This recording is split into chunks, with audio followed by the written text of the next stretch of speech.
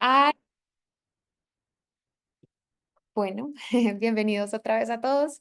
El día de hoy vamos entonces a estudiar el capítulo 19 de Segunda de Reyes, la mitad del capítulo, bueno, la última parte, hasta el capítulo 20, versículo 19. Me gustaría que todos pudieran abrir su Biblia ahí para situarnos en contexto. Recordemos que en semanas pasadas también veníamos como em, investigando, aprendiendo, profundizando en la historia de Ezequiel, de Isaías como profeta, de Sennacherib como rey de Asiria, y bueno, muchos personajes, muchos acontecimientos sucediendo. Pero antes de hacer como el recordatorio o como volver a retomar la última partecita para poder continuar con el estudio, me gustaría hacer énfasis en este título que el Señor como que me permitía ponerle a este mensaje, y es el final también es determinante. Muchas veces, no sé, siento que cuando nos estamos acercando a la meta, en este caso, pues Ezequías estaba pues ya muy próximo a morir. Vamos a ver a continuación, pues como que bajamos la guardia o tiramos la toalla o nos confiamos o cantamos victoria muy pronto o simplemente no nos esforzamos y damos la milla extra hasta el final. Esto sirve para las chicas que están terminando su colegio, los jóvenes que están terminando su universidad, las personas ancianas. Por ejemplo, yo que terminé, acabo el año pasado de terminar un trabajo, empezar otro, las fases de un noviazgo, bueno, tantas cosas que pues tienen como sus ciclos y el Señor permite que pasemos etapas o temporadas en nuestras vidas, pero muchas veces, no sé, recuerdo mucho ese sentimiento en 11 grado 11 del colegio, que uno decía como, ay, ya para qué esforzarse, ya para qué estudiar, venimos es a recochar al colegio las últimas semanas. Pero el Señor me hablaba de eso, de que muchas veces damos por sentado el final, más cuando lo conocemos a Él. Y sí es importante marcar la diferencia hasta el último minuto, porque no me quiero así adelantar mucho, pero definitivamente la muerte no es el final de nuestra vida, por lo menos no de nuestra vida eterna. Entonces, pues vamos a por ello. Vamos entonces a recapitular las cosas en las que Dios estaba trabajando en los últimos capítulos y versículos de Segunda de Reyes que hemos estudiado. Como decía Steffi al inicio de esta sesión, em, Dios respondió la oración de Ezequías, em, enviando al profeta Isaías, ¿sí? Recuerden que pues estaban en un momento de mucha tensión, de guerra, donde el pueblo de Dios estaba siendo oprimido. Nos vamos a poner también en contexto, Ezequías era uno de los descendientes de David, creo que era 13º al asumir el mando o el cargo de rey del pueblo de Dios. Y después de muchos reinados donde los reyes realmente no daban pie con bola, como decimos por aquí en Colombia, es decir, no atinaban en el blanco respecto a la voluntad de Dios para el propósito del futuro del pueblo de Israel, el presente del pueblo de Israel. Viene entonces Ezequías y parece que como que endereza un poquito las cosas. Otra cosa que vemos es que pues Dios promete destruir el ejército de Asiria. Descubrimos cómo de alguna manera también el hecho de que ese ejército, que también como Steph lo decía, era uno de los más imponentes, atemorizantes, fuertes, despiadados a la hora de las guerras, el hecho de que ellos de alguna manera perdieran esa guerra y fueran destruidos, eh, daba pie a que hubiera un periodo de amplia cosecha de 3 años para que el pueblo de Dios pudiera como subsistir de esa cosecha, es decir, podían disfrutar de lo que Asiria había sembrado y podían ellos tener como ese beneficio, que a pesar de que no fueron ellos los que sembraron, pues podían cosechar y alimentarse y sostenerse como pueblo. Algo muy importante, y lo escuchaba esta semana, creo, en un escenario, digamos, tal vez un poquito más laboral o académico, era que en la antigüedad, pues cuando no se manejaba el dinero, digamos, como principal fuente de transacción, pues la sostenibilidad de una nación dependía de la tierra, de la fertilidad de su tierra, de las cosechas que tenían. Entonces, pues es increíble cómo, además de que el Señor destruye el ejército de Asiria, les da incluso el botín o por lo que ellos habían trabajado tanto, ¿no? Y creo que eso es una de las cosas más, digamos, pues no quisiera decir satisfactorias, pero sí un poco, digamos, podemos tener la fe puesta en el Señor porque a pesar de que nosotros veamos el éxito aparente de personas que no cumplen la voluntad de Dios, que no se esfuerzan por amarlo, obedecerlo, escucharlo, conocerlo, no significa que nosotros perezcamos o estemos en desventaja por privarnos de ciertas cosas, por elegir sabiamente entre diferentes opciones para obedecer al Señor. Al contrario, Él utiliza de eso que las personas que no lo conocen hacen, construyen, siembran para el beneficio de nosotros. Obviamente, en la soberanía del Señor, bajo su concepto divino de justicia, ¿cierto? Pero pues me parece también muy bonito que además de que no fue destruido el pueblo de Israel, pues tenían 3 años para disfrutar de lo que haya sembrado sus enemigos. Otra cosa es reafirmar que la ciudad de Jerusalén evadiría la destrucción. Creo que pues cuando uno habla de ciudades principales en un pueblo, en un reino, pues sabemos que todo lo que sucede ahí está como centralizado, igual como pasa con Bogotá, etcétera. Entonces, pues qué importante también es decir, bueno, destruyó al ejército de Israel, les dio desde la provisión que ellos habían sembrado, pero reafirma que la ciudad de Jerusalén no va a ser destruida y no es lo mismo que el Señor te diga que va a destruir a tus enemigos, a que te diga y te reafirme que Él va a protegerte, ¿sí? Creo que el Señor se especializa en protegernos y hacernos saber las cosas en doble vía. Em, entonces sí, creería que muchas veces, por ejemplo, esto va un poco también relacionado con la reflexión que envié esta semana en el chat y es, muchas veces nosotros pensamos como, bueno, ¿qué tan cerca podemos estar del pecado? No es lo mismo pensar de esa manera y llevarnos al límite, ¿cierto? Sino al contrario, ¿qué tan cerca puedo estar de Dios? ¿Cierto? Son perspectivas totalmente diferentes que obviamente se complementan, ¿cierto? Porque si uno está cerca de Dios, pues efectivamente está cerca, lejos del pecado, pero sí, qué chévere uno poder decir, bueno, tengo un Dios que me garantiza que mis enemigos no van a poder destruirme, pero Él se ocupa de mí también. Él le preocupa mi protección, mi seguridad, mi estado de ánimo, mi identidad, ¿no? Entonces, qué bonito es saber que el Señor también se esfuerza por reafirmarnos a nosotros. Y finalmente, pues Dios estaba trabajando en predecir el fracaso del ataque de Sennacherib, que era pues el rey de Asiria, pues diciendo que no tendría éxito en su esfuerzo contra el pueblo de Dios. Ahí me falta una S.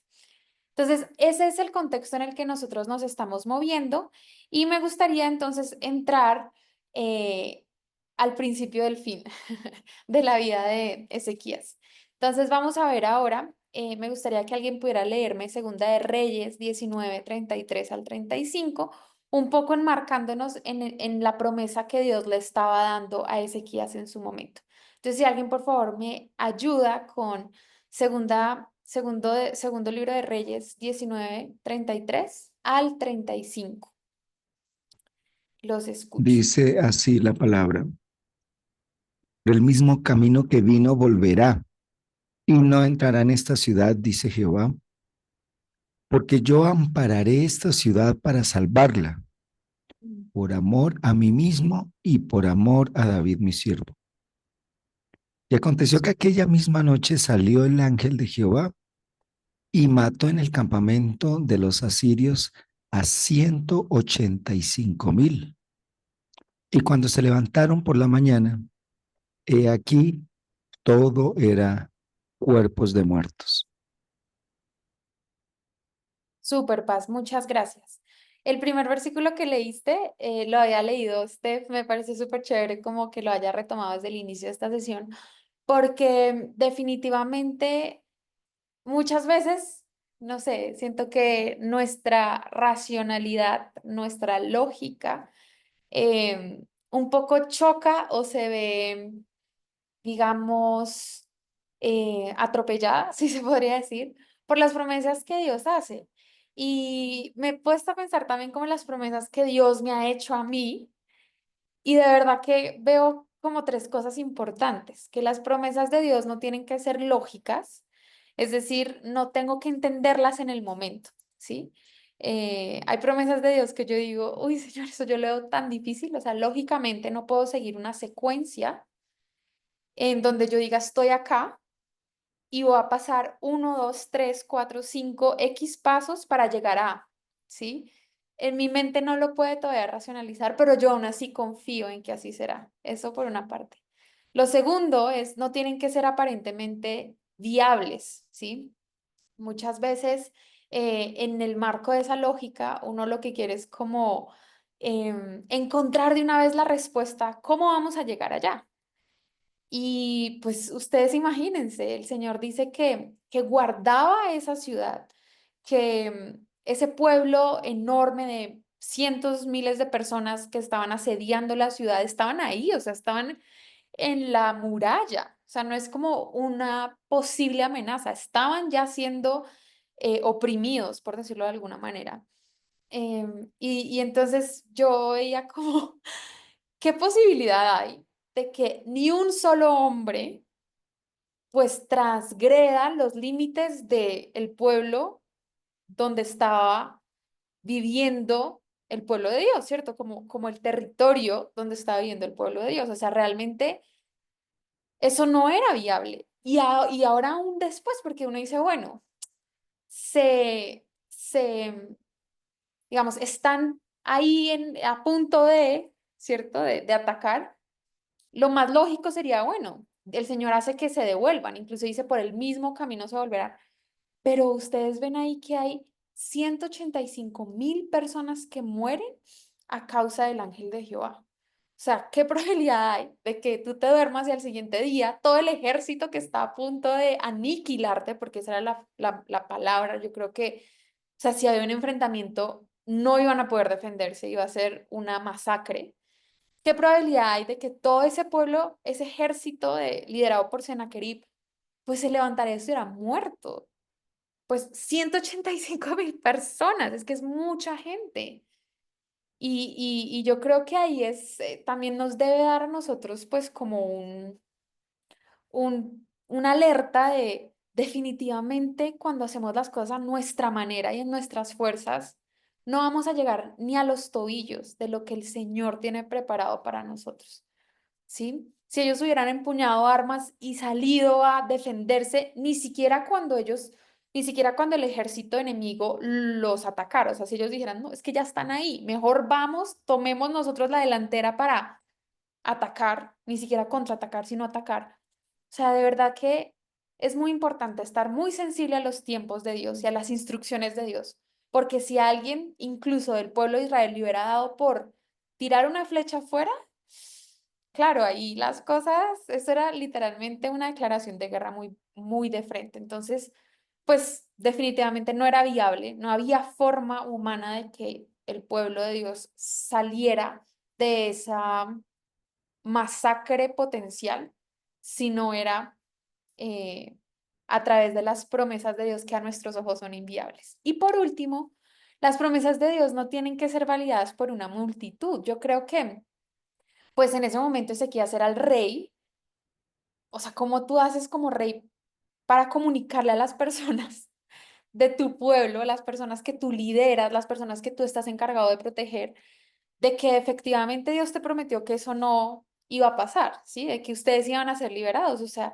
Yo sí creo, o sea, si en algún momento yo como ciudadana escucho a un rey diciendo eso, o sea, yo pondría muy en duda esa promesa de Dios.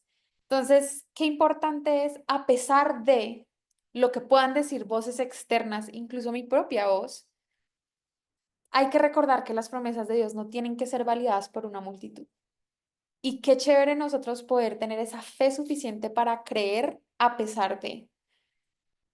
Ahora, creo que también es importante matizar y hacer un equilibrio, pues porque entonces nosotros podríamos decir, ah, pues Dios me prometió cualquier cosa, básicamente, que pues no es lógica, no es aparentemente viable y no está validada por una multitud, pero yo sé que Dios me lo prometió. No es el modus operandi de Dios y por eso hay tres cosas que sí tienen que ser, digamos, o hacer match o relacionarse con las promesas de Dios. Uno es que las promesas de Dios tienen que ser coherentes con su carácter. Definitivamente no podemos pretender que Dios nos prometa algo que es inmoral, algo que es pecado, algo que es injusto, ¿sí? Algo que implica infidelidad, algo que implica mentir. O sea, eso definitivamente es todo lo contrario a la esencia y al carácter de quién es Dios. Entonces, por eso es súper importante conocer el carácter de Dios, porque eso va a permitir hacer un filtro en la voz propia, ¿sí? En lo engañoso que es nuestro corazón. Segundo, tienen que estar de acuerdo con su palabra, ¿sí? Muchas veces, y créanme que, digamos, experimentado a veces no escuchar al Señor, estar muy abrumada, influenciada por mis emociones, sentimientos, circunstancias, pero efectivamente sé que si voy a su palabra, ahí encuentro ancla. Es una espada de doble filo que penetra hasta lo más profundo. Entonces, por eso también es súper importante conocer historias como las de Ezequías a través de Isaías, que fue el que le dio, ¿cierto? Esa promesa. Dios le dio esa promesa a Ezequías a través de Isaías. Conocer muy bien este tipo de historias porque eso nos permite de alguna manera tener unos parámetros claros de cómo es el modus operandi de Dios a la hora de prometer algo. Y finalmente, tienen que ser fundamentadas en la fe. Y es un poco le pone el tate quieto al tema de la lógica. Una cosa es, pues, uno fantasear con cosas, ¿cierto? Y otra cosa muy distinta es uno tener una fe en Dios, ¿sí? Y creo que eso es supremamente importante porque la verdad es que muchas veces creemos que Dios nos promete cosas o anhelamos que Dios nos promete cosas y cuando eso no sucede, pues, y lógicamente también le echamos la culpa a Dios de algo que Él nunca nos prometió, de algo que era un capricho de nosotros, un deseo de nuestro corazón no consultado ni filtrado por la palabra. Entonces sí es muy importante em, que podamos recibir esas promesas de Dios a pesar de la lógica, las variables aparentes y la validación de una multitud, pero muy en coherencia con su carácter, con su palabra y con la fe, ¿sí? Que es a través del oír de su palabra. Y hay algo también al final de estos versículos, creo que ya es el 35, es que Dios lo hizo por amor a su nombre, ¿sí? Y yo digo, "Ay, Señor, de verdad que gracias, porque hay cosas que definitivamente no merecemos, muy seguramente, o seguramente más bien. El pueblo de Israel también había pecado, se había equivocado, Ezequías también, si me hago entender, la racha de malos reyes que se venía, o sea, realmente eso fue gracia de Dios. Y el Señor permite que nuestra vida y nuestro testimonio sea este que tenemos por amor a su nombre, porque de alguna manera nosotros también reflejamos lo que Él es. Entonces, eso también nos sirve un poquito a nosotros para bajarnos los humos, por decirlo así, y entender que estamos en donde estamos, somos quienes somos y hemos logrado lo que hemos logrado, no por nuestra disciplina, diligencia absoluta, inteligencia, sino porque Dios ama tanto su nombre que permite que nosotros podamos conocerlo, obedecerlo, tomar decisiones sabias, aprender. Él abre puertas, ¿sí? Y ahí me parece también muy importante, hizo muchas cosas por amor a David. David era el rey, digamos, y justo se los decía ahorita, 13 reyes antes de él era David. O sea, había pasado muchísimo tiempo desde que David había muerto y lo habían sucedido. Y a veces yo digo qué importante es, pues, el papel que cumplen nuestros ancestros en nuestra vida. O sea, yo digo, ¿cuántas cosas el Señor no ha hecho en mi vida por amor a mi mamá? Por amor a mi abuelita, que yo sé que ora todas las mañanas por nosotros. Y también yo digo, bueno, eso me anima a mí a decir en algún momento, si Dios lo permite, yo seré mamá, abuela, bisabuela, ta, ta, ta, ta, ta, ta. Independientemente de las decisiones que tomen mis futuras generaciones, yo sí quiero sentar un precedente y decir, Señor, por amor a tu nombre, pero también por amor a lo que yo he podido ser en ti, por favor, ta, ta, ta, ta, ¿cierto? Entonces, qué chévere uno saber que uno sí puede marcar la diferencia en la vida de las generaciones futuras. Y muchas veces el Señor utiliza nuestra vida para romper con maldiciones generacionales. Y creo que si de alguna otra manera pudiéramos ver lo que se mueve espiritualmente en términos de generaciones antiguas a nosotros, estaríamos muchísimo más atentos a sanar, a cortar con cosas, a no permitir tentaciones, a poner límites claros, a declarar bendición sobre, ¿cierto? Entonces eso también me pareció ahí un aprendizaje súper chévere. Y al final de esta diapositiva, pero no menos importante, es súper clave también, versículos más adelante, es no solamente el pueblo, el ejército de Asiria fracasó, murieron 185.000 personas, sino el rey que los lideraba, Sennacherib, fue asesinado por sus propios hijos. Eso para mí fue también, pues, muy denso, porque definitivamente eso demuestra también, pues, una contradicción muy fuerte entre lo que debe ser un liderazgo, una paternidad, ¿cierto? Y lo que de verdad es la realidad de Sennacherib. Y es, pues, no solamente se murió mucho, gran parte de su ejército, sino finalmente él termina perdiendo la vida y perdiendo la vida a causa de que sus hijos lo asesinan. Entonces creo que eso también da cuenta o nos permite entender que dentro del pueblo enemigo había confusión, había enemistad, había contradicciones. Entonces, como incluso ellos mismos se estaban matando entre sí. Y la muerte de Sennacherib fue, digamos, la forma más explícita de entender que efectivamente ese pueblo de Asiria estaba llevado del zarzo. Bueno, vamos entonces a continuar. Y bueno, aquí también me gustaría un poco hacer énfasis en el título de esta diapositiva y fue que Ezequías cantó victoria muy temprano. Si bien vemos que Ezequías marca la diferencia en relación a los reyes que lo antecedieron, ay, hay algo que de verdad me entristece mucho al terminar de leer este capítulo de, de Segunda de Reyes 20, pues como hasta el 19 que hemos hablado. Y es, en ese capítulo hay un versículo que dice, ordena tu casa porque vas a morir, refiriéndose a Ezequías. Eso lo decía pues Isaías, que era el mismo profeta que le había dicho que pues no iba a ser destruido el pueblo de Dios.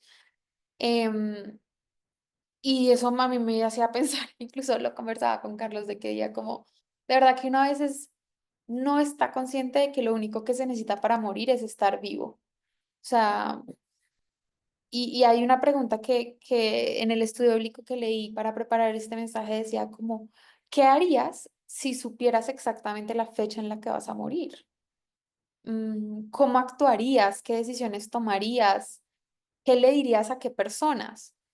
Y sí creo que es un llamado muy importante y lo uno con lo que el Paz nos estaba enseñando el domingo y es, no es si algún día me muero, es cuándo me muera, ¿cierto? Y si tenemos esa verdad clara, mm, pues definitivamente creo que viviríamos de otra forma.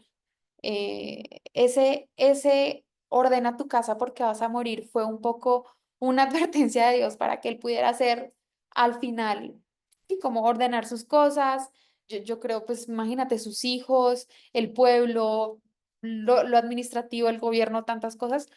Pero mira, o miren, que de alguna otra manera, después de todo lo que había pasado, em, pues que el Señor lo había salvado a él, a su pueblo que había matado, o sí, que había matado al pueblo, al ejército de Sennacherib, etcétera. em, de alguna forma, me da mucha curiosidad cómo Ezequías llega a la conclusión de que solo Dios podía ayudarle en ese ámbito. O sea, Ezequías no quería morir. Ezequías, después en versículos anteriores, nos damos cuenta de que pues no quería, Ezequías no quería dejar como su historia ahí. Entonces, Ezequías ora a Dios y le dice como, Señor, recuerda todo lo que he vivido ante ti, haciendo todo lo que te ha agradado. Por favor, no me mates. O pues, por favor, no permitas que muera, más bien. Y justo cuando Isaías está saliendo, a mí me impresiona mucho que dice como cuando va a la mitad del patio, o sea, no pasó mucho tiempo tampoco, el Señor le dice a Isaías que le diga que efectivamente le va a dar 15 años de vida más. O sea, es como, ¿qué? Sí, pues una ganga, pues. Y, y hay algo que después, o sea, yo digo, ¿cómo así? O sea, después de que él había visto que Dios podía derrotar a su enemigo, que Dios podía darle provisión 3 años extra, digamos, con los que ellos no contaban por las cosechas de Asiria, etcétera, él le dice a Isaías como, necesito que Dios me dé una señal de que efectivamente sí me va a dar más años. O sea, yo decía como, ¿qué? Y ahí hago una pausa como para realmente examinar nuestro corazón. Y eso es muy retador también para mí, porque como Steph lo decía, y qué chévere también escuchar las experiencias de cada uno de ustedes, de cómo han sentido a Dios cerca, íntimamente, cómo han comprobado que Él es real. Pero definitivamente el ser humano es experto en olvidar, es experto en dar por hecho, ¿sí? Y cómo es que después de todo lo que Dios había hecho por Ezequiel, a través de Ezequiel, a través de Isaías en Ezequiel, él sigue necesitando una prueba de que realmente Dios le va a seguir dando 15, pues le va a dar vida, le va a seguir dando vida, 15 años de vida. Y bueno, casi que Isaías le dice, bueno, elige que avance la sombra o que retroceda la sombra. Él dice, bueno, pues va a ponerle lo más difícil que es que avance, o que retroceda, perdón. Y, y de verdad, y yo creo que esa es una de las muestras más grandes de la gracia de Dios. Entendamos que la gracia es darnos lo que no merecemos. Isaías no merecía una señal de que Dios le iba a dar más vida, ¿sabes? Como que finalmente la señal es que sigues viviendo, ¿entiendes? Es como, pues si no te vas a morir es porque vas a vivir, punto. Igual pues si no le daba una señal, pues era la muerte. Si me hago entender, como que digo, de verdad no sé qué pasaba por la mente de Isaías y perdón, de Ezequías. Me gustaría que pudiéramos leer segundo libro de Reyes 28, porque efectivamente ahí vemos donde Dios muestra su gracia. Le da a Ezequías algo que él no merecía. No sé si alguien tenga segundo libro de Reyes 28, por favor. Amén. Súper Ezequías alegre. le dijo a Isaías, ¿cuál será la señal de que el Señor me sanará y de que al tercer día podré subir al templo del Señor? ¿Sigo? Ujú. Sí, si quieres, regálame el siguiente también, porfis. Isaías le contestó, tendrás esta señal del Señor de que efectivamente el Señor lo hará. ¿Quieres que la sombra se adelante 10 grados o que las retroceda? ¿Sigo? Súper. Ahí está súper bien. Era un poco, gracias Alejita, era un poco también como para poder leer el versículo en donde yo les decía eso, que él pedía una señal que pues la sombra avanzada retrocedía y que efectivamente el Señor le dio esa señal a Ezequías y demostró una vez más su paciencia, porque de verdad que yo digo, uy, no, Dios, o sea, qué vergüenza, y yo he hecho eso, o sea, eh, que no me baste una palabra tuya, que me impaciente por ver una promesa cumplida después de todo lo que hemos vivido. Y por eso es tan importante uno sí construir su historia con Dios. Y por eso me encanta poder escribir todos los días, inmortalizar eso que yo digo, Señor, no permitas que me olvide de que hoy experimenté en carne propia de que esperar en ti vale la pena. Hoy experimenté en carne propia de que el pecado no es una buena opción. Sí, o sea, realmente sí debemos tener una trayectoria con Dios. Y la historia con Dios de cada persona es supremamente diferente, pero no permitamos que nuestro orgullo, nuestra impaciencia, nuestra incredulidad, em, casi que pues genere una actitud de altanería con Dios, porque definitivamente eso no trae bendición.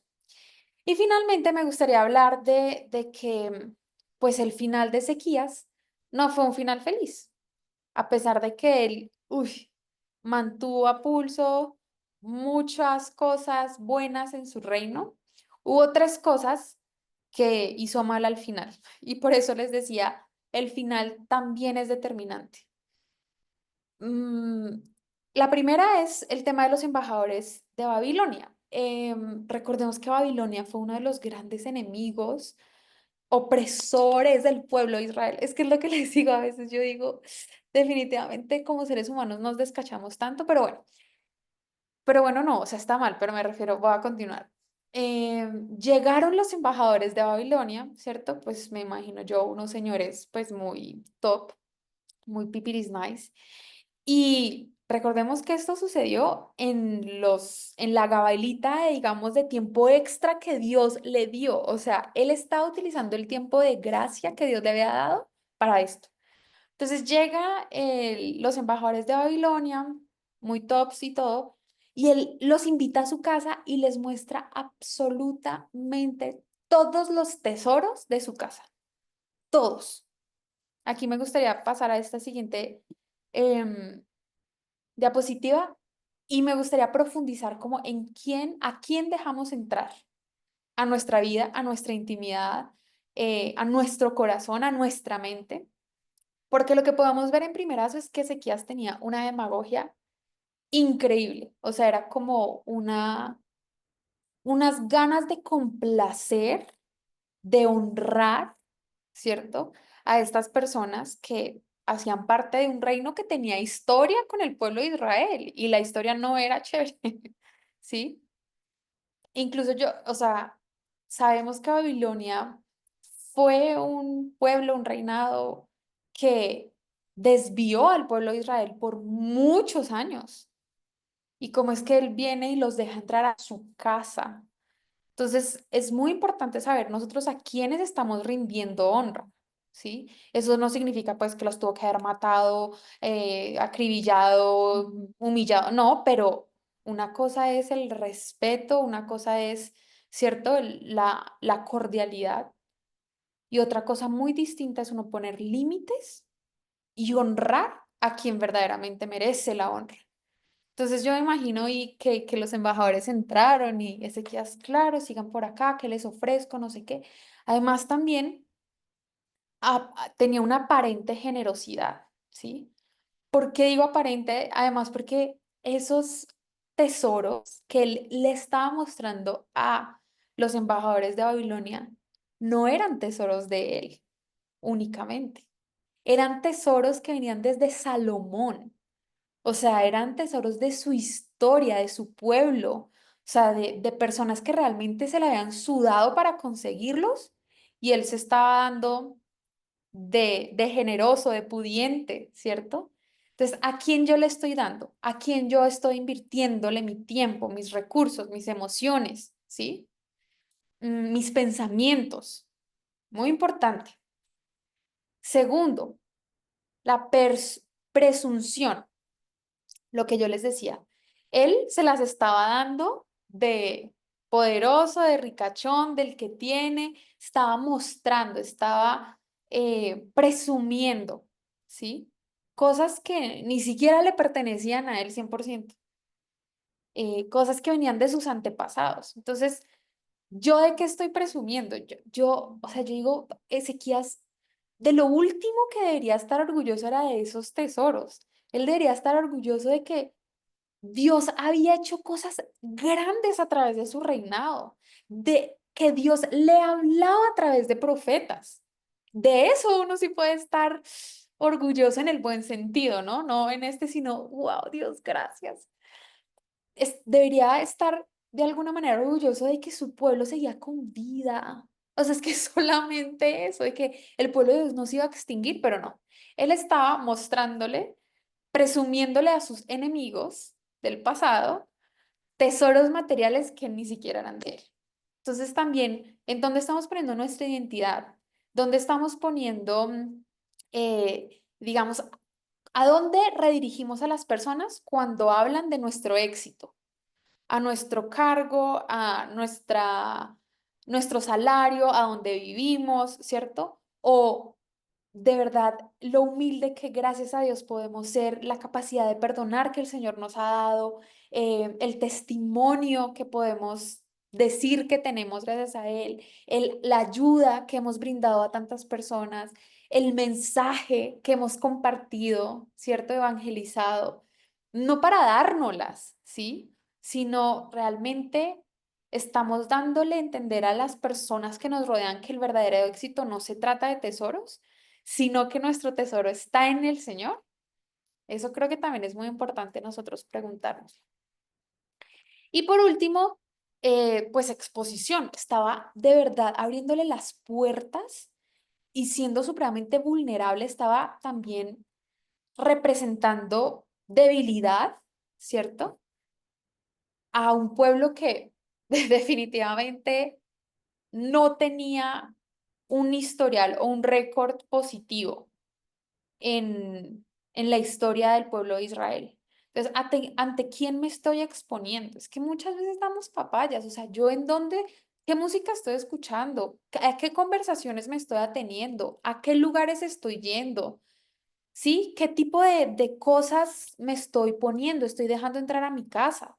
Porque es que a veces abrimos de puerta en puerta nuestro corazón, nuestros pensamientos, nuestras aspiraciones, nuestros sentimientos y prácticamente le entregamos en bandeja de plata al enemigo, pues lo que el Señor ha puesto en nosotros, nos ha delegado, nos ha dado para administrar, para poder ser mayordomos. Y ahí puse una serpiente precisamente por eso, o sea, definitivamente en el Edén pues sí hubo demasiada exposición, estuvieron demasiado cerca, ¿cierto? De la serpiente, o sea, abrieron una conversación que nunca se tuvo por qué continuar, ¿sí?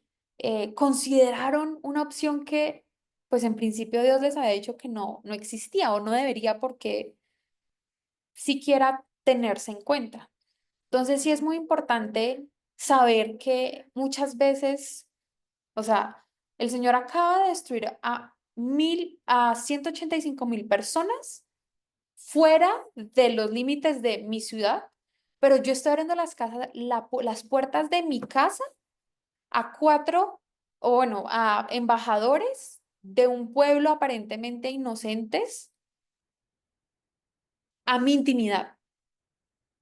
O sea, de verdad que yo digo, uy, Señor, perdónanos porque muchas veces decimos, yo no tomo, yo no me acuesto con nadie, yo no miento. No, el Señor permitió que mis enemigos cayeran, pero ¿con quién estoy chateando? ¿Qué películas me estoy viendo? ¿Qué canciones estoy escuchando? Y subestimamos esa recta final, digamos. Es muy importante eso. Además de eso, pues es importante, aquí si les hago un poquito más de spoiler, y es que Ezequías engendró a Manasés, quien llegó a ser el peor de todos los reyes. O sea, venían mal, mal, mal, mal, mal. Luego Ezequías, y de Ezequías sale el peor rey. O sea, yo digo, Señor, no, no, o sea, no, yo no quiero que por confiarme en lo que hasta ahora he ganado en ti, en mi recta final, y no tiene que ser porque me vaya a morir, o sea, en mi recta final, en términos del trabajo que me has dado, de la siguiente etapa en mi noviazgo, o sea, muchas veces de verdad que bajamos la guardia al final y cantamos victoria muy temprano. No sé si ustedes han visto deportes que faltan 30 segundos y el equipo, sí, excelente, ganamos. Y esos 30 segundos son los que utiliza el otro equipo para hacer el gol. Y creo que eso es un gran reflejo de lo que sucedió con Manasés en relación a Ezequías. Y finalmente, su corazón se llenó de soberbia. El corazón de Ezequías al final se llenó de soberbia y lo vamos a ver en esta frase. Isaías le dijo a Ezequías lo que le ocurriría a su descendencia. Serían llevados cautivos y llegarían a ser criados en el palacio del rey de Babilonia. Y aquí paremos un poquito, porque ¿de dónde eran los embajadores que habían visitado la intimidad de la casa de Ezequías? ¿De dónde eran esas personas a las que Ezequías les abrió totalmente el panorama de sus tesoros, de todo lo que tenían? Pues efectivamente Babilonia muy inteligentemente, muy astutamente lo que hizo fue tomar un inventario. Ah, esto tiene el pueblo de Dios. Uy, wow. Cuando les hiciera falta o cuando quisieran, ya sabían dónde podían encontrar qué cosas. Y no se llevaron los tesoros solamente, sino la descendencia de de Ezequías, perdón. Entonces, en realidad, no constituyó ninguna confesión de pecado de arrepentimiento en sus últimos días. O sea, Ezequías no dijo, bueno, me tengo que mantener finito, o sea, vamos a terminar y en esta recta final voy a correr esa batalla de la fe hasta el último segundo, hasta el último aliento de mi vida. No, él quiso más bien disfrutar de la paz en sus propios tiempos, ¿sí?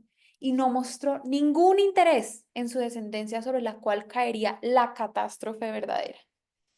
Y eso definitivamente es un final devastador y, y demuestra definitivamente, como les decía, soberbia en el corazón de Ezequías en sus últimos tiempos. A veces yo digo, y bueno, Señor, por favor, tú pon el filtro en mis pensamientos, pero, o sea, tal vez Ezequías sí hubiera sido mejor que se muriera en ese momento. Y yo digo, Señor, si yo en algún momento me voy a desviar, si en algún momento yo voy a caer, sí, a tirarme todo lo que hasta ahora hemos construido tú y yo, y gracias a ti, Señor, yo prefiero no continuar. Definitivamente no. Ahora haré todo lo que esté en mi poder y haré también uso de esas fuerzas que tú me das para que eso no suceda, ¿sí? Para que yo pueda hasta el final hacerlo bien. Pero yo no quiero subestimar la recta final en diferentes cosas. Vuelvo y les digo, no estoy hablando solamente de nuestra muerte, porque es que de verdad podemos morirnos en cualquier momento. Estoy hablando de cada día, o sea, finalmente cada día también se termina. Entonces la recta final del día, de la hora, del segundo, del minuto, o sea, eso podría, sí, como reducirse a cada aliento, Señor, cada aliento que yo dé, ayúdame a vivirlo en tu voluntad. Y eso era lo que quería compartirles el día de hoy. Definitivamente el Señor nos permita disfrutar, pero también ser muy buenos embajadores de su reino en nuestra recta final, ¿sí?